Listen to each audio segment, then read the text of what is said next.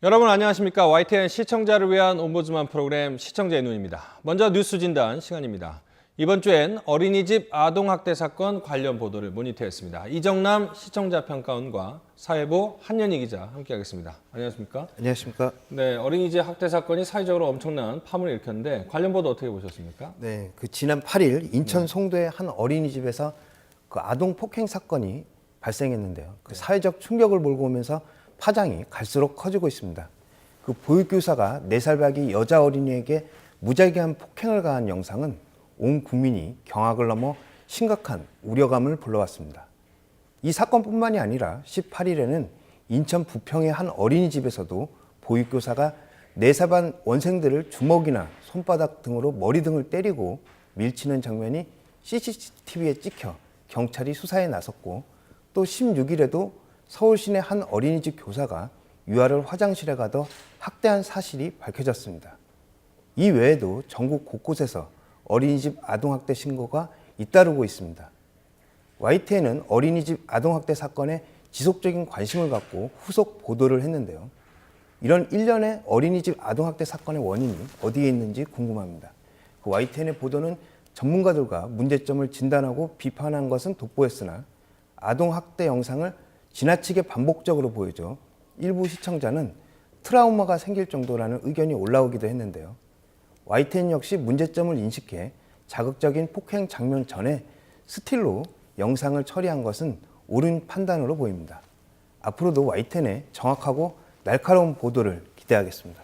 네, 전국 곳곳에서 이제 아동학대 문제가 불거지고 있고 YTN도 신속하게 보도를 하고 있는데, 또 화면을 자주 사용하는 자극적인 영상에 대한 비판도 있는데 한영희 기자는 어떻게 생각하십니까?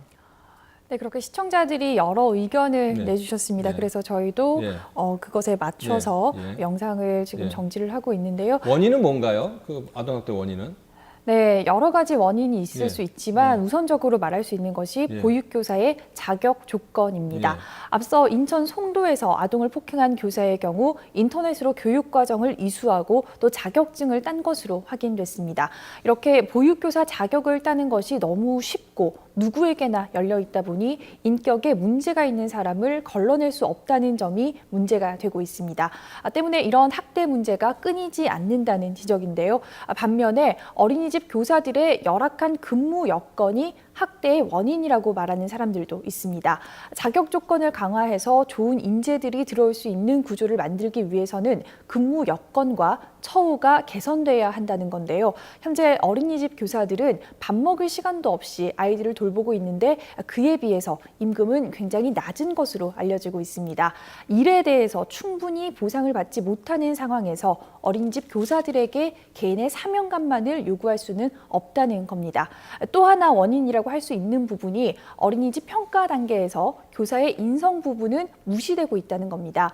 폭행 사건이 있었던 인천 송도의 어린이집의 경우 평가 인증에서 평균보다 훨씬 높은 점수를 받은 것으로 확인됐는데요. 이 평가 인증이라는 것이 한 교실에 아이가 몇 명 있는지, 또 보험에는 가입했는지 등 대부분 수치와 서류상으로 기록된 것들로만 평가가 이루어지다 보니 실제로 아이들의 생활과 밀접한 관련이 있는 교사의 인성에 대해서는 확인할 수 없는 것으로 나타났습니다.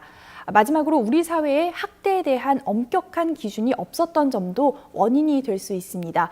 지금 문제가 되고 있는 어린이집 교사들의 경우 신체적 학대뿐만 아니라 아이들을 수업에서 소외시키거나 아이들에게 물건을 줄 때도 바닥에 던져서 주는 등 정서적 학대도 저지른 것으로 확인됐습니다. 흔히 아동 학대라고 하면 아이들을 때리는 문제만 생각하는 경우가 많은데요. 이번 사건을 계기로 학대에 대한 인식을 달리해서 우리 아이들이 신체적, 정신적 학대를 받지 않고 자랄 수 있도록 모든 사회 구성원들이 노력해야 할 것으로 보입니다.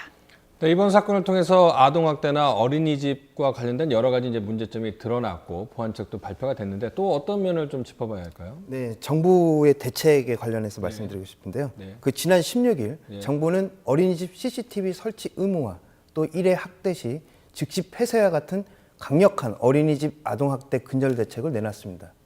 보건복지부도 교사에 대한 아동학대 예방과 또 인성교육 등 보수 교육을 강화해 나선다고 하는데요. 이번 어린이집 아동학대 사건은 그동안 알게 모르게 수도 없이 일어났다는 점에서 근본 원인부터 짚어봐야 할 것입니다. 이 사건은 말씀하신 것처럼 보육교사에 포함한 어린이집 보육 환경이 얼마나 열악한 환경에 있었는지 함께 드러내 주었는데요. 그 민간 어린이집 보육교사의 인성 교육과 처우 개선을 위해 정부 지원을 늘리는 한편 철저한 관리가 동시에 이루어지는 개선 대책이 마련될 수 있어야 할 것입니다. 또한 그 대소규모의 국공립 어린이집과 또 직장 어린이집을 대폭 늘리는 그 선진형 보육 형태로 변화해야 될 텐데요. 정부와 관계당국과 국회의 구체적인 대책과 또 시행되기 위한 절차 등을 설명해 주시기 바랍니다. 자, 한혜영 기자, 지금 어떤 대책들이 준비가 되거나 마련되어 있죠? 네, 앞서 말씀하신 대로 정부는 아동학대 어린이집은 즉각 폐쇄하고 가해교사의 영구 퇴출, 또 어린이집 CCTV 의무화, CCTV 영상 열람권을 제도화하기로 했습니다. 문영표 보건복지부 장관은 아동학대는 분명한 범죄로 어떠한 경우에도 용납돼선 안 된다며 보육제도의 문제점이나 열악한 처우 등 근본 대책도 같이 강구해 나가겠다고 강조했습니다. 전국 어린이집의 CCTV 설치를 의무화하는 방안은 사실상 확정됐습니다. 정부와 여당에 이어서 그동안 인권 침해 등을 이유로 부정적 입장이던 새정치민주연합도 당론을 바꿨습니다. 여야 모두 시행에 유예를 두지 않는데도 공감하고 있어서 법안이 통과되는 3월 시행이 확실시되고 있습니다. 보육교사 여건이 매우 열악하기 때문에 장기적으로 보육교사의 근무 여건 향상도 병행해야 아동학대가 근절될 수 있습니다. 아울러 불필요한 어린이집 이용을 줄이는 쪽으로 보육체계 개편도 추진합니다. 현재 가정보육지원금과 보육시설지원금이 많게는 2배 이상 차이 나면서 어린이집의 수요가 지나치게 확대된 게 사실입니다. 지금은 가정에서 직접 아이를 키우면 나이에 따라 한 달에 10만 원에서 20만 원까지 보육료를 받지만 보육시설에 맡기면 22만 원에서 40만 6천 원까지 지원을 받을 수 있습니다. 어린이집에 맡기는 게 유리하다는 인식 탓에 전업주부들도 모두 아이를 맡기면서 어린이집이 포화 상태에 이를 정도로 수요가 커졌습니다. 이 때문에 정작 아이를 맡기는 것이 절실한 직장맘이 어린이집을 구하지 못하고 있는데요. 어린이집 아동학대 근절을 위한 구체적인 대책은 이르면 이달 말쯤 추가로 발표될 것으로 보입니다. 그나마 이제 다행인 것은 발빠르게 대책들이 마련되고 있는데 실질적으로 도움이 될지는 좀 더 꼼꼼하게 살펴봐야 될 것 같습니다. 예, 오늘 두 분 말씀 고맙습니다.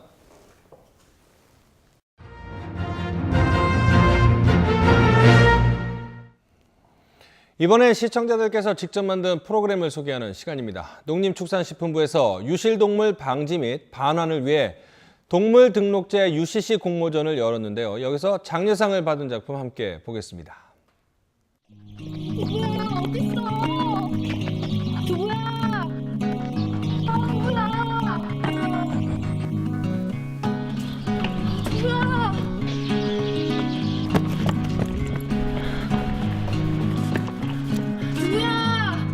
두부야! 두부야! 두부야!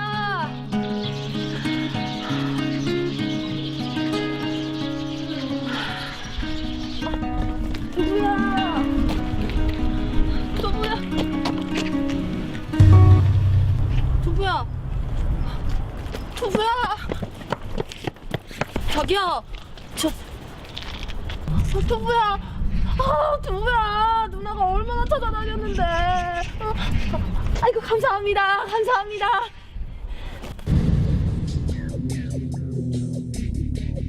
먹고 이건 내 낀데 우리 두부 같은데요? 아가씨 걔라는 증거 있습니까? 아니, 그게... 증거 있냐고요?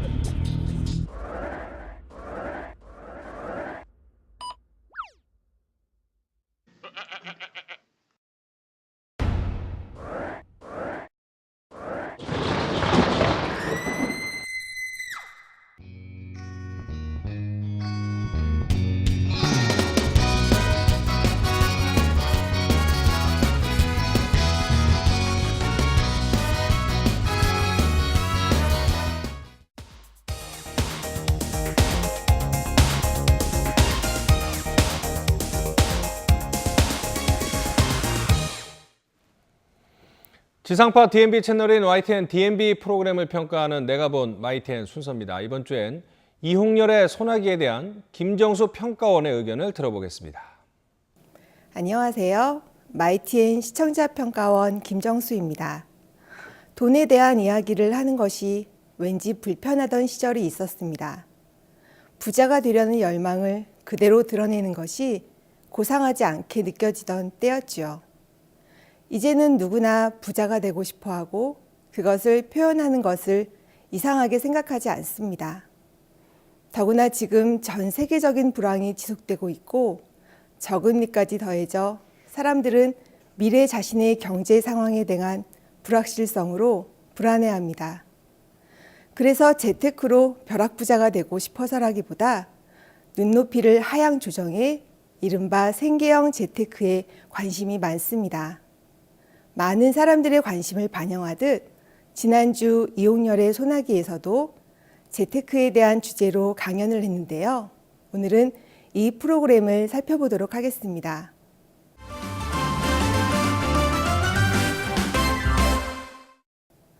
지난주에는 저금리 시대, 내돈 불리기라는 제목으로 은퇴설계 전문가 강창희 대표가 출연해 강연해 주어 그 어느 때보다 높은 관심을 불러일으켰으리라 생각됩니다.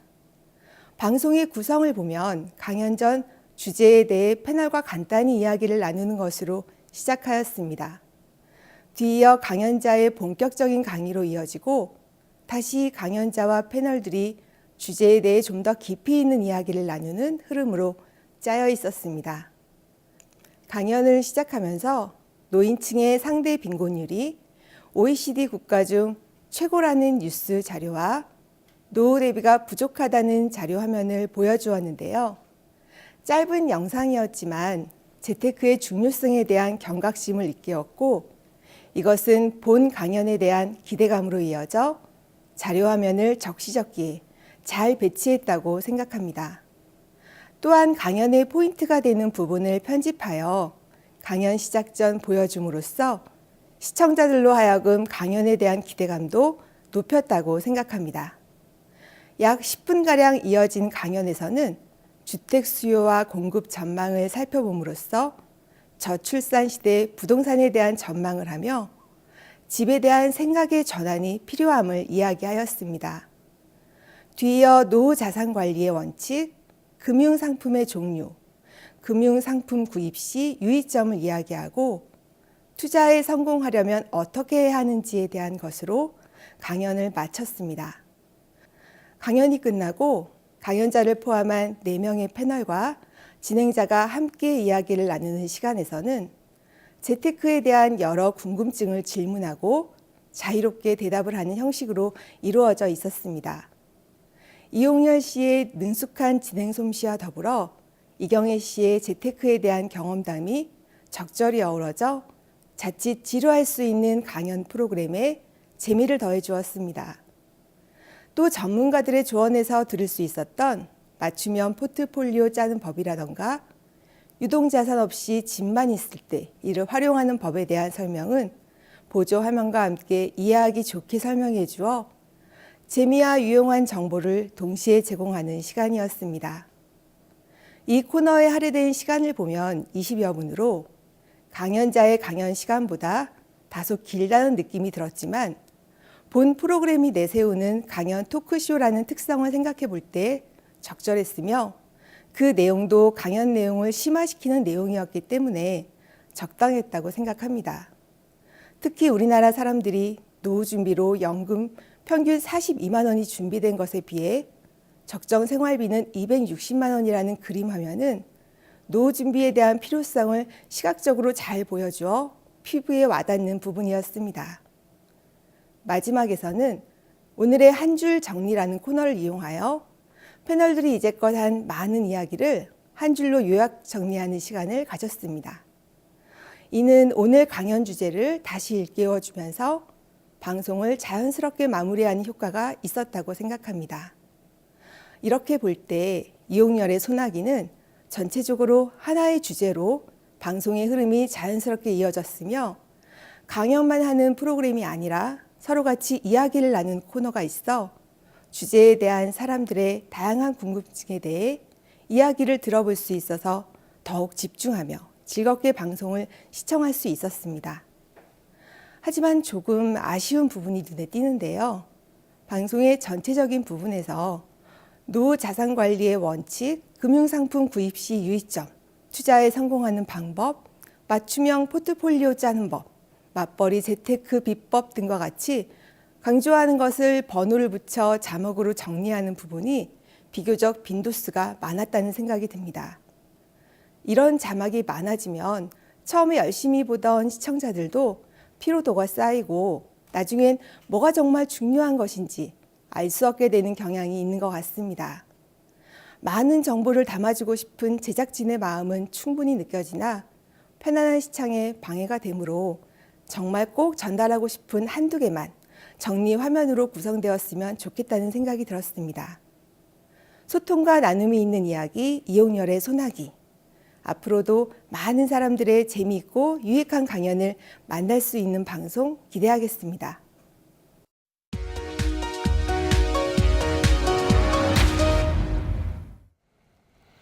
이번 순서는 시청자들의 지적사항을 정리한 모니터 보고 시간입니다. 뉴스를 보도할 때 인권 보호와 개인의 사생활 보호를 위해 사건 당사자의 이름이나 신분, 소속 등을 밝히지 않는 게 기본 원칙입니다. 그런데 YTN 뉴스에선 익명 보도가 지나치게 많아서 시청자들의 알 권리를 충족시키지 못하고 뉴스의 신뢰도를 떨어뜨린다는 시청자들의 지적이 있었습니다.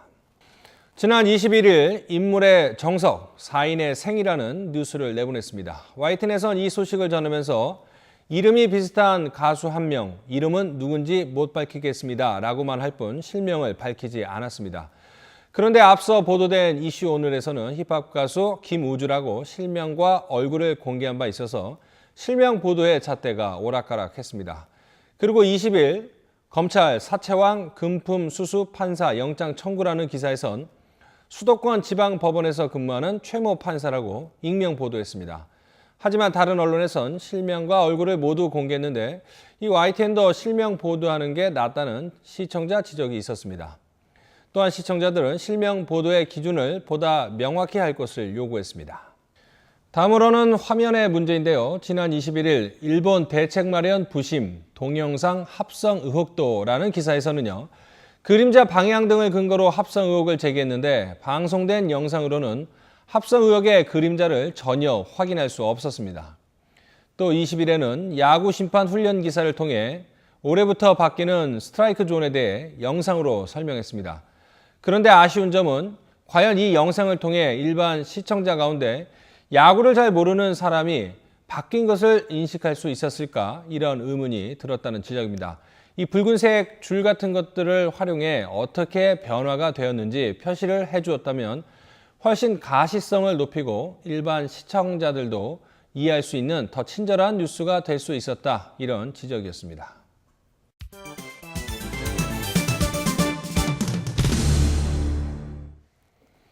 언론 전문가로부터 우리 언론의 문제점과 발전 방향 등을 들어보는 매체 비평 시간입니다.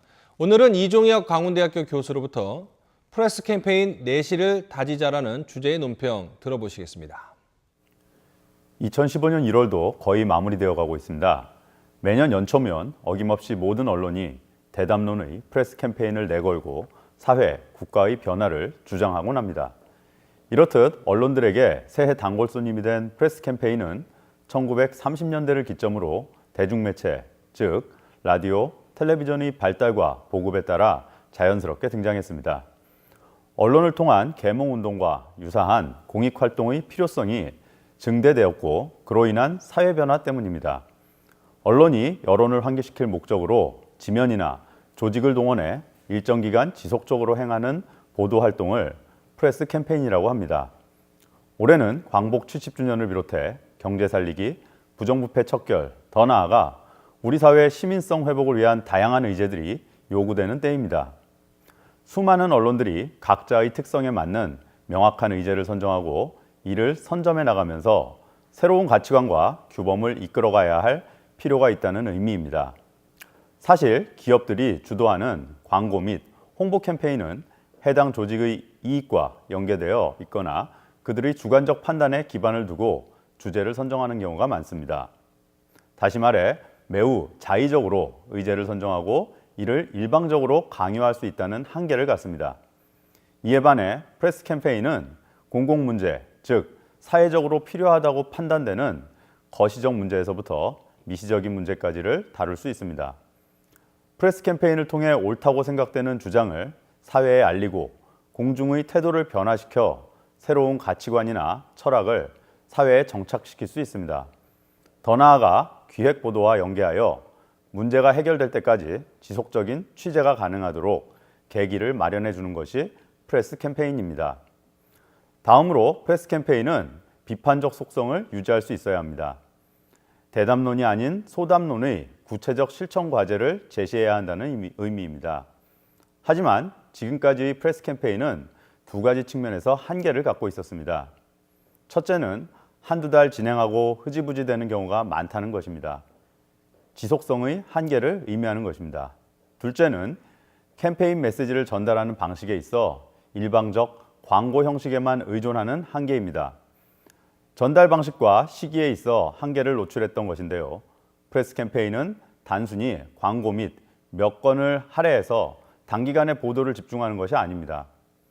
프레스 캠페인은 적어도 1년이라는 시간을 정하고 연중 전통적 사회규범이나 국가적 이익에 관한 주제를 다양하게 다루어야 합니다. 왜냐하면 언론의 역할이 시의성 있는 정보와 사건, 사고를 전달한다는 단기적 역할과 사회의 고질적 병폐를 해결해가는 장기적 역할 모두를 포함하고 있기 때문입니다. 이러한 두 가지 역할이 균형을 이룰 때 언론들은 연초에 쏟아내는 대담론으로부터 연중 소담론의 실체를 보여주는 프레스 캠페인에 집중하게 될 것입니다. 구호만 거창한 것이 아니라 실효적 캠페인을 수행할 수 있는 주체로서 언론의 본질적 역할에 더 이상 인색해서는 안 될 것입니다. 시청자의 눈은 시청자 여러분의 참여를 기다리고 있습니다. YTN 홈페이지 시청자 의견 코너에 글을 남겨주시면 좀 더 정확하고 공정한 방송을 만드는 데 참고하겠습니다. 이번 주 순서는 여기서 마치겠습니다. 고맙습니다.